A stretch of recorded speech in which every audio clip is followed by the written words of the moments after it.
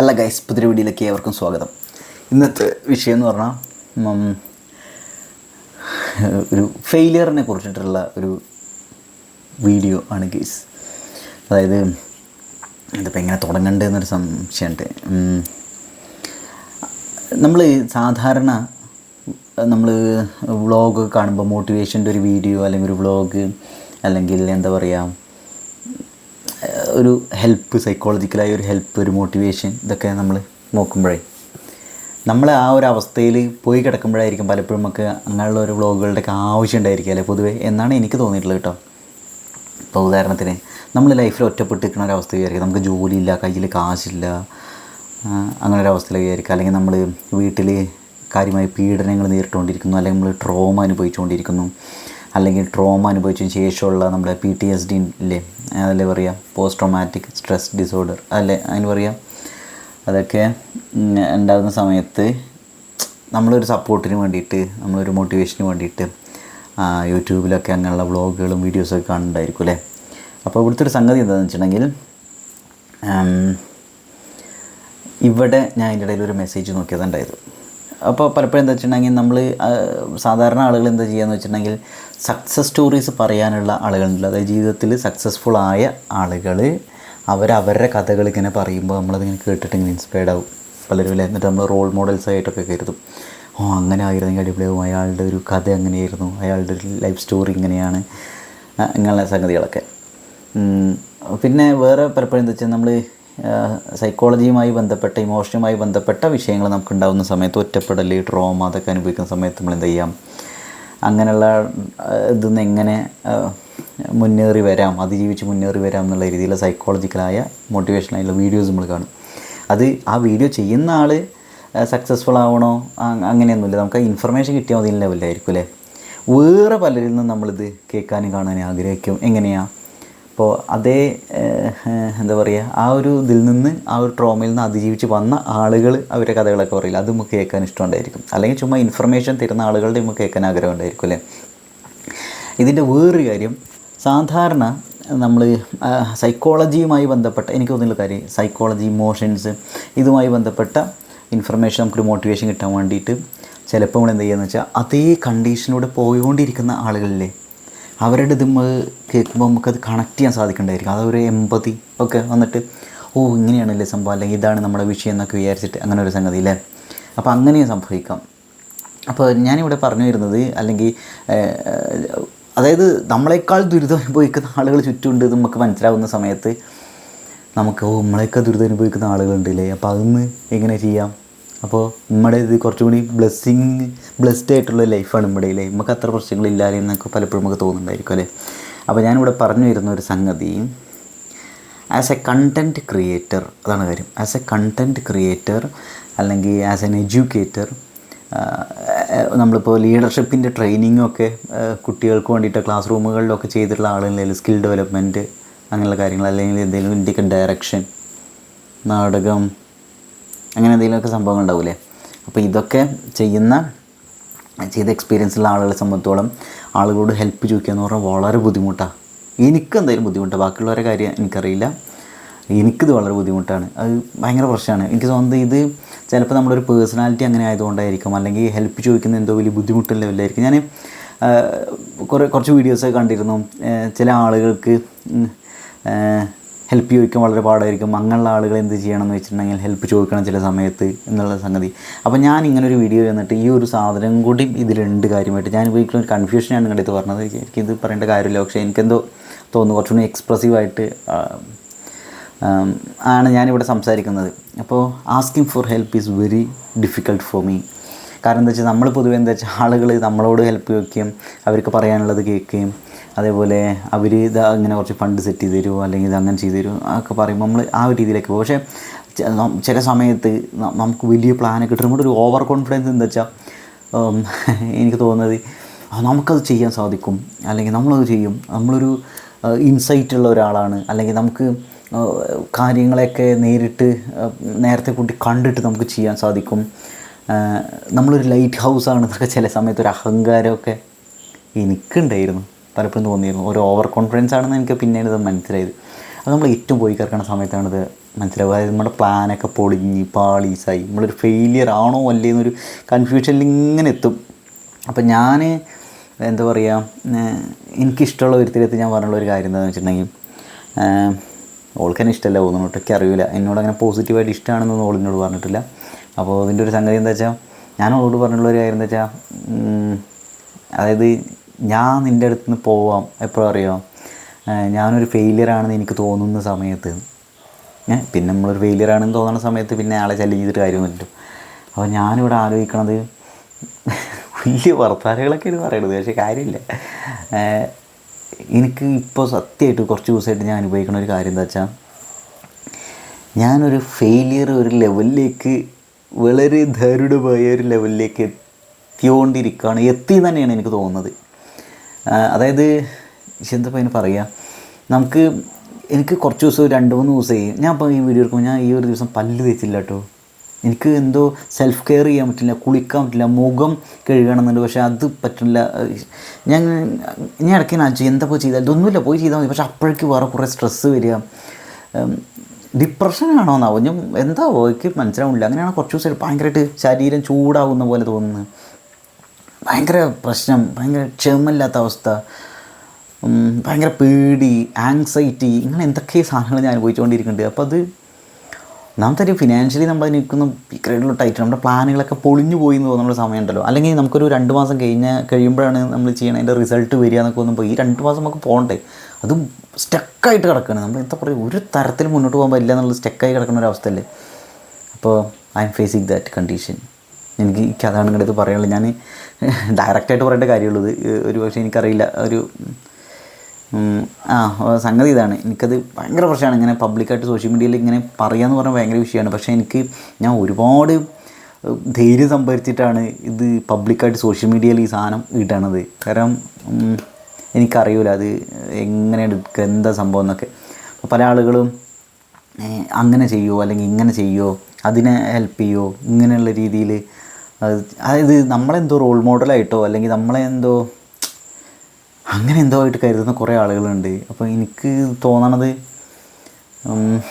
ഈ ഒരു സാധനം പലരും അനുഭവിച്ചിട്ടുണ്ടാവും തോന്നുന്നു കേട്ടോ. ഇപ്പോൾ ഒരു സ്കിൽ ഡെവലപ്മെൻറ്റ് ട്രെയിനറാണ് വിചാരിക്കും ഒരാൾ, എനിക്ക് തോന്നുന്ന ഒരു സാധനമാണ്. ഒരാൾ സ്കിൽ ഡെവലപ്മെൻറ്റ്, ഞാൻ ഒരാളിങ്ങനെ പറയുന്നത് കേട്ടിട്ടുണ്ട്, സ്കിൽ ഡെവലപ്മെൻറ്റ് ട്രെയിനറാണ്.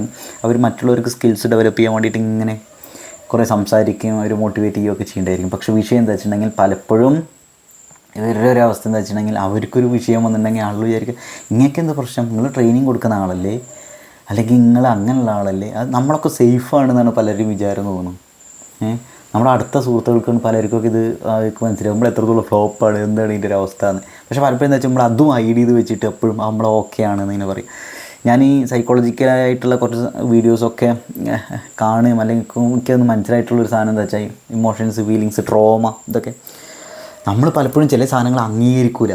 നമ്മളൊരു ഫ്ലോപ്പായി എന്നുള്ള സംഗതി പലപ്പോഴും നമ്മൾ അംഗീകരിക്കില്ല തോന്നുന്നു. അപ്പോൾ എനിക്കിപ്പോഴും ലൈഫിനെ കുറിച്ച് പോസിറ്റീവായിട്ടുള്ള ഇതിനൊക്കെ അതിജീവിച്ച് വരും, അടിപൊളിയായിട്ട് വരും എന്നൊക്കെ ഉണ്ട്. പക്ഷേ എന്താ കരുതുന്നത്, ആസ് ആൻ ഇൻട്രോവേർട്ട് എനിക്ക് റെസ്റ്റ് ചെയ്യാൻ ടൈം കിട്ടാത്തതുകൊണ്ട്, ആങ്സൈറ്റി ഭീകരമായിട്ട് ബാധിക്കുന്നതുകൊണ്ട് ശരിക്കും എന്താ ഞങ്ങൾ പറയും, ഫുള്ള് ചൂടനുഭവിക്കുകയാണ്, ബോഡി ചൂടനുഭവിക്കുകയാണ്.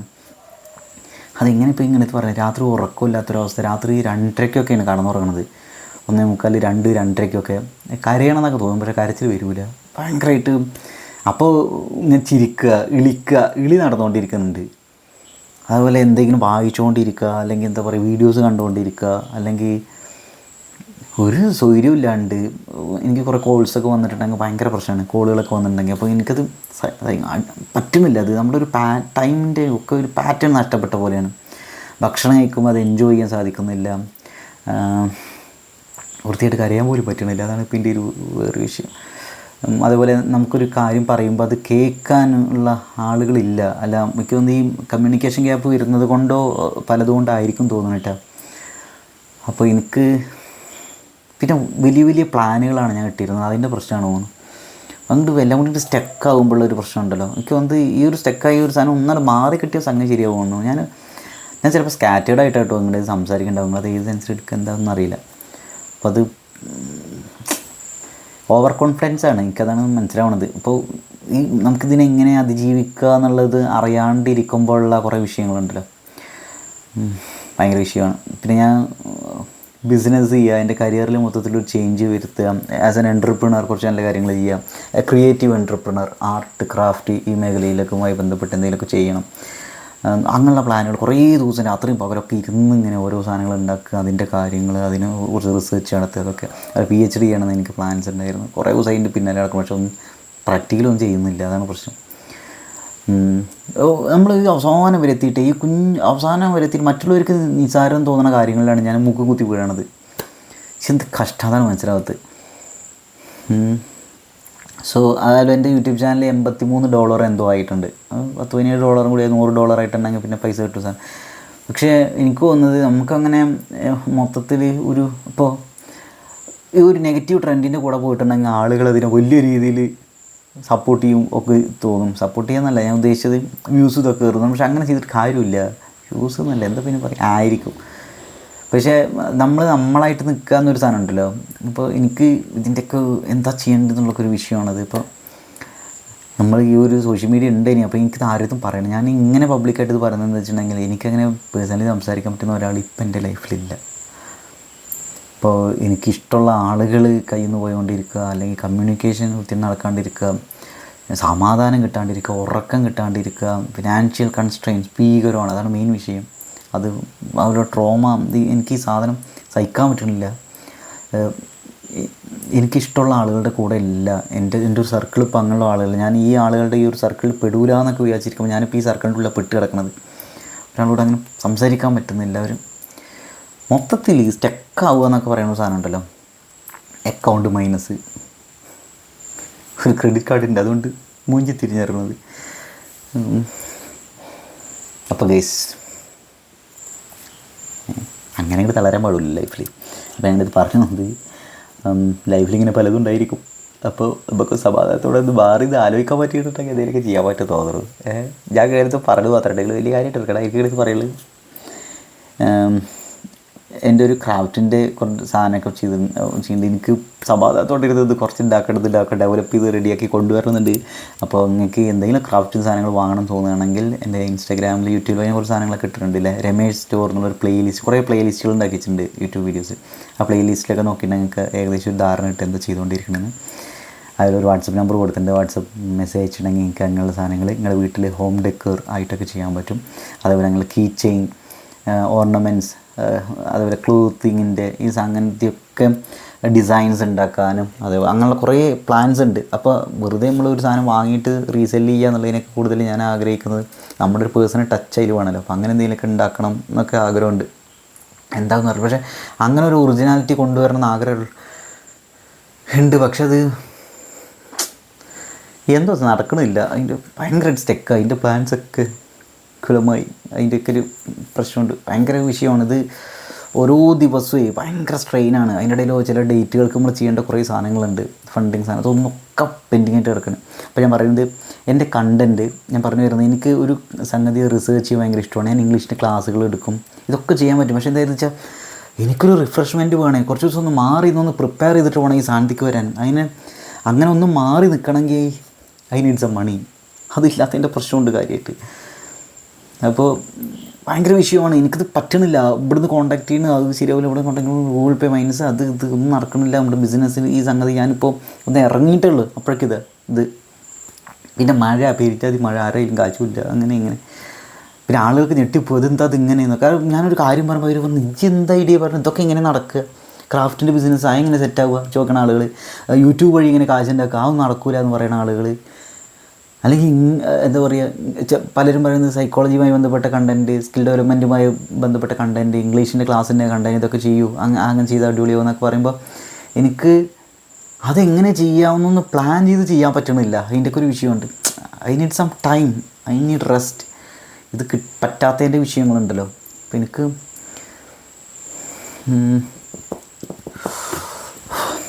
നിങ്ങൾക്ക് എൻ്റെ കണ്ടൻറ്റുകൾ ഇഷ്ടപ്പെടുകയാണെങ്കിൽ പ്ലീസ് സപ്പോർട്ട്.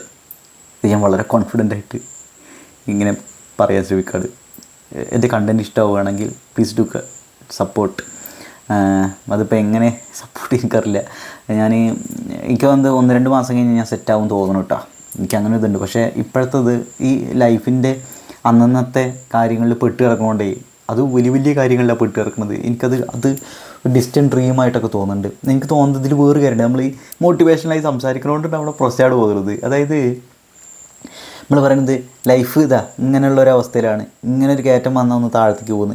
എൻ്റെ അടിത്തട്ട് ഞാൻ കണ്ട്, ഇനി അടുത്തത് കയറ്റാടത് എൻ്റെ മൈൻഡിലുണ്ട്. ഞാൻ മൈൻഡിന് പറയുന്നുണ്ട് അപ്പോഴും പേടി, ദൈവം നമ്മുടെ താഴത്തേക്ക് പോകും, ഇവിടെ തന്നെ ജീവൻ പോകുമെന്നൊക്കെ ഭയങ്കരമായിട്ട് ആലോചിക്കുന്നുണ്ട്. എനിക്ക് ഇന്ന് മനസ്സിലായത് ഞാൻ സൂയിസൈഡിനെ കുറിച്ച് ആലോചിക്കാണ്ടിരിക്കണത് ചില ടൈമിലൊക്കെ ഞാൻ തോന്നുന്നു ഞാൻ ഫെയിലിയർ ആണെന്ന് നോക്കുമ്പോൾ എനിക്ക് വല്ലാണ്ട് കരച്ചിലല്ല, ഭയങ്കര സ്ട്രെയിനും സ്ട്രെസ്സ്, കരച്ചിലൊന്നും വരുന്നില്ല, പക്ഷെ നല്ല സങ്കടമുണ്ട്. എനിക്കത് കാണിക്കാനും അറിയില്ല. ഞാൻ പൊതുവെ അങ്ങനെ കരഞ്ഞ് കാണിക്കലില്ല ആൾ. അപ്പം നമ്മൾ പറഞ്ഞു വന്ന സാധനം എന്താ വെച്ചാൽ അത് സമ്മതിച്ചു കൊടുക്കണില്ല, അതാണ് സാധനം. എന്ത് വൃത്തിയിട്ടവനാണ് ഞാൻ. അപ്പോൾ ഞാൻ പറഞ്ഞു വന്നത് ഊളത്തരം കാണിക്കല്ലേ, ഇതെന്താ സാധനം, ഇത് ഇങ്ങനെ താഴത്തേക്ക് പോയിട്ട് ഇന്ന് കയറാൻ സ്റ്റക്കായിട്ട് കിടക്കുകയാണത്. അതിനിടെ ഞാൻ പലപ്പോഴും ആലോചിക്കുന്നുണ്ട് എനിക്കൊരു സപ്പോർട്ട് ചെയ്യാവുന്ന, അല്ലെങ്കിൽ എന്താ പറയുക, ഒരാളുണ്ടായിരുന്നെങ്കിൽ ഞാൻ മുത്തുമണി പോലെ എന്താ പറയുക എന്തെങ്കിലുമൊക്കെ തിരിച്ചു കൊടുക്കും. പക്ഷേ എനിക്ക് ഇപ്പോൾ എന്തെങ്കിലുമൊക്കെ തിരിച്ചു കൊടുക്കായിരിക്കും ഭയങ്കര ആഗ്രഹമുണ്ട്. പക്ഷേ അങ്ങനെ ഒരാളില്ല എൻ്റെ ലൈഫിൽ. എനിക്കാണെങ്കിൽ അങ്ങനെയുള്ള അടുത്ത സുഹൃത്തുക്കളും ഇല്ല, അതാണ് വിഷയം. അപ്പോൾ ഞാൻ ഈ കാര്യം പറയട്ടെ, ഇതിൻ്റെ എനിക്ക് 4-5 മേഖലകളിൽ ഞാൻ ആക്റ്റീവാണ്. എനിക്ക് ഇംഗ്ലീഷ് ക്ലാസ് എടുക്കാൻ സാധിക്കും. ഓക്കെ, ഇപ്പോൾ ആകെ പോയി കിടക്കണം കൊണ്ട് എനിക്ക് ക്ലാരിറ്റി വരുന്നില്ല പല കാര്യങ്ങളും. ഇംഗ്ലീഷ് ഗ്രാമറൊക്കെ എടുക്കും. ഒരു 9-10 വർഷത്തെ 10-11 കൊല്ലത്തൊക്കെ എക്സ്പീരിയൻസ് ഉണ്ട്, ടീച്ചിങ്ങിൻ്റെ എക്സ്പീരിയൻസ്. ഞാൻ MA ഇംഗ്ലീഷ് കഴിഞ്ഞ ആളാണ്. അപ്പോൾ അതേപോലെ ഒരു ആർട്ടിൻ്റെ സ്റ്റുഡിയോ ചെയ്യണമെന്നുണ്ട്, ക്രാഫ്റ്റിൻ്റെ ബിസിനസ്, ഈ ഒരു സംഗതിയില്ല, ക്രാഫ്റ്റ് സ്റ്റോറ്. അതേപോലെ എനിക്ക് എഴുതാൻ ഭയങ്കര ഇഷ്ടമാണ്. കുറച്ച് സാധനങ്ങൾ പബ്ലിഷ് ചെയ്തിട്ടുണ്ടെങ്കിൽ പുസ്തകങ്ങൾ പബ്ലിഷ് ചെയ്യണമെന്നുണ്ട്, സിനിമ ചെയ്യണമെന്നുണ്ട്, ഇങ്ങനെ വ്ളോഗിങ് ആയിട്ട് സീരിയസ് ആയിട്ട് ചെയ്യണമെന്നുണ്ട്. എനിക്ക് 2-3 ചാനലുകൾ തുടങ്ങണമെന്നുണ്ട്. അത് ഓരോന്നും ഓരോ പർപ്പസായി ബന്ധപ്പെട്ട് എന്നുവെച്ചാൽ റിയാക്ഷന് വേണ്ടിയിട്ടുള്ള ഒരു ചാനൽ, ഡെയിലി ലൈഫിൻ്റെ വ്ളോഗിങ്ങുള്ളൊരു ചാനൽ. ഇനി ഇപ്പോൾ എല്ലാം കൂടി ഒന്നിലെ കൊണ്ടുവരണം. പിന്നെ കുഞ്ഞു സാധനങ്ങൾ അവിടെ കൊണ്ടുവരുന്നുണ്ട്. സൈക്കോളജിയും ബന്ധപ്പെട്ട് പണ്ടെപ്പോഴും തുടങ്ങിയൊരു സാധനമൊക്കെ ഉണ്ട്. ഇംഗ്ലീഷിൻ്റെ ഒരു ചാനൽ ഇങ്ങനെ തുടങ്ങുന്നത്. കുറേ ട്രാവൽ ചെയ്യണമെന്നുണ്ട്, കുറച്ച് സോഷ്യൽ സർവീസ് ചെയ്യണമെന്നുണ്ട് പറ്റണ പോലെയൊക്കെ. ചെന്ന് പറയുമ്പോഴാണ് കേട്ടോ സോഷ്യൽ സർവീസിൻ്റെ കാര്യം പറയുമ്പോൾ ചെറുപ്പത്തിലുള്ള എൻ്റെ ഒരു അഹങ്കാരം എന്താ വെച്ചാൽ, ചെറുപ്പത്തിൽ കുറേ ദുരിതങ്ങളൊക്കെ അനുഭവിച്ചിട്ടുണ്ടാവും. ഞാൻ പറഞ്ഞു വന്നത് ഇതിൻ്റെ പ്രശ്നം എന്താ അറിയുമോ, എന്നെ ഇമോഷണലി കെയർ ചെയ്യുന്ന അന്തരീക്ഷത്തിൽ ഞാനിതൊരു ജീവിച്ചിട്ടില്ല. അതിൻ്റെ ഒരു പ്രശ്നമാണ്. അതായത് കരഞ്ഞിട്ടുണ്ടെങ്കിൽ അതാരും കേൾക്കില്ല. അത് അങ്ങനെ എല്ലാവരും എടുക്കുക. അത് അവർ ചെയ്യുന്നത് അവർ ട്രോമാറ്റിക്കായ ഒരു അന്തരീക്ഷത്തിൽ വളർന്നു വന്നുകൊണ്ട് അവരുടെ ആ ഒരു ഇത് ഇങ്ങോട്ട് പാസ് ചെയ്തുകൊണ്ടിരിക്കുമെന്നാണ്. അപ്പോൾ എനിക്ക് സത്യം പറഞ്ഞാൽ എനിക്ക് കല്യാണം കഴിക്കാൻ ഭയങ്കര പേടി. ഒന്നാമത്തെ ഞാൻ ഫിനാൻഷ്യലി സെറ്റല്ല, ഇമോഷണലി ഞാനൊരു പൊട്ടനാണെന്ന് പ്രാന്തനാണെന്ന് എനിക്ക് തോന്നിയിട്ടുള്ളത്, ഇരുവരില്ലാത്തവനാണ് തോന്നിയിട്ടുണ്ട്. അതേപോലെ തന്നെ എനിക്ക് പേടിയാണ്. അതായത് ഞാൻ ഈ ട്രോമയാണ് അടുത്തതിക്ക് പാസ് ചെയ്തുകൊണ്ടിരിക്കുന്നത്. അപ്പോൾ തെറാപ്പി ചെയ്തെടുക്കണം എന്നൊക്കെ ഉണ്ട്. എനിക്ക് കുറച്ച് ദിവസം ഐ നീഡ് സം റെസ്റ്റ്. അപ്പോൾ അതിൻ്റെ വിഷയമാണ്. അപ്പം ഞാൻ എന്താ പറയുക, ആ ചെറുപ്പത്തിലുള്ള വലിയൊരു അഹങ്കാരം എന്താ വെച്ചാൽ വലുതായിട്ട് വേണം നമുക്ക്. ഇപ്പോൾ ഞാൻ പറഞ്ഞിട്ട് ചെറുപ്പത്തിൽ പഠനത്തിലും പണിയിലും A+ എന്നൊക്കെ പറഞ്ഞിട്ടാണ് 10ാം ക്ലാസ്സിൽ ഫുൾ A+ കിട്ടിയപ്പോൾ വാർത്ത വന്നിട്ടുണ്ടായിരുന്നത്. മാതൃഭൂമിയുടെ ഫ്രണ്ട് പേജിൽ ഒരു 5-6 പാരഗ്രാഫിൻ്റെ വാർത്തയായിരുന്നത്.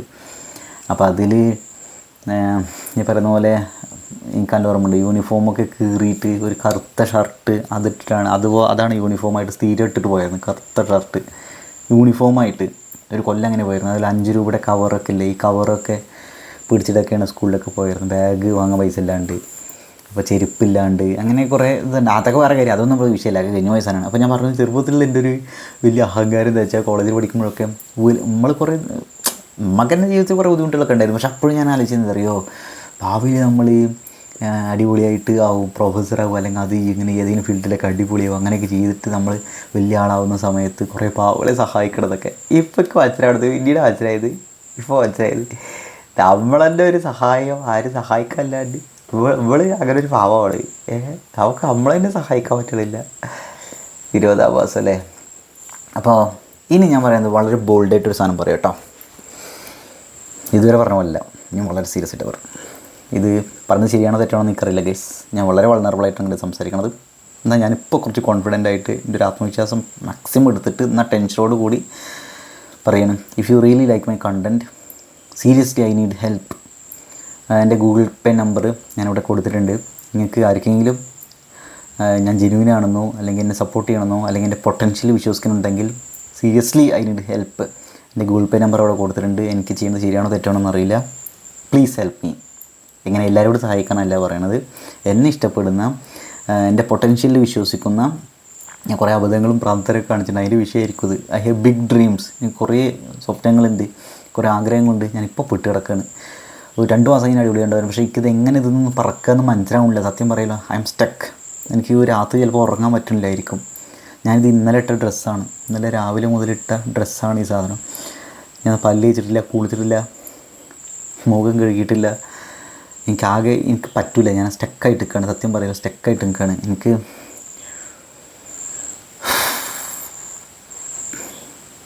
എന്താ പറഞ്ഞത്? അപ്പോൾ